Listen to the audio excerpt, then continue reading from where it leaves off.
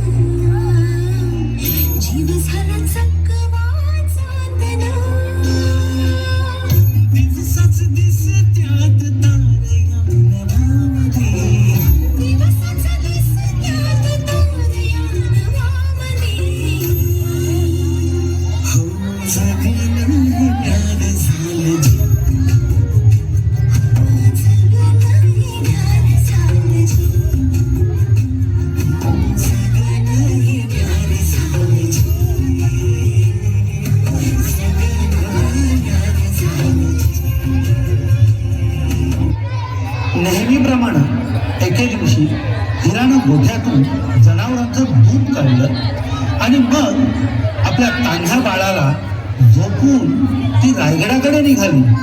तो दिवस होता कोजागिरी पौर्णिमेचा.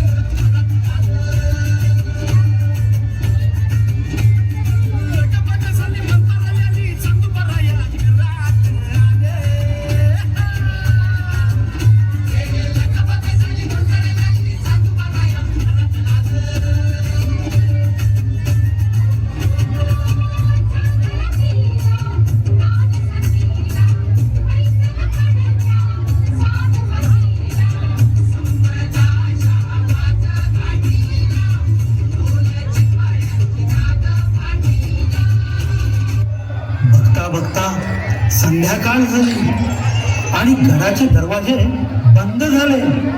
हिरा पहारेकऱ्यांना विनंती करू लागली. तिला आपल्या तान्ह्या बाळाची चिंता लागून गेली. दमलेला जीव पुन्हा उमलू लागली.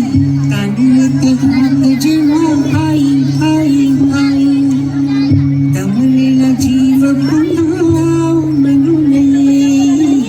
कानात हात जेव्हा आई आई आई आई आई आई राज आज्ञेमुळं दरवाजा उघडणं शक्य नव्हतं. कुणीच तिथं म्हणणं ऐकू गेलीनात. सर्वच हतबल होते, परंतु हिरा हतबल झाली नाही. तिच्या अंगात आई जगदंबा संचारली. ती थेट पश्चिम कड्याकडे निघाली. त्या कड्यावर बुरुज नव्हता की दरवाजा नव्हता, कारण तो कडाच असा होता जिथून फक्त वारावर येऊ शकत होता आणि फक्त पाणीच खाली जाऊ शकत होती. पण हिराच्या डोळ्यासमोर होतं तिचं घरी असलेलं एकटं व्याकुळ तान्हं बाळ. आणि मग तिनं त्या कड्यावरून खाली उतरण्याचा निर्णय घेतला.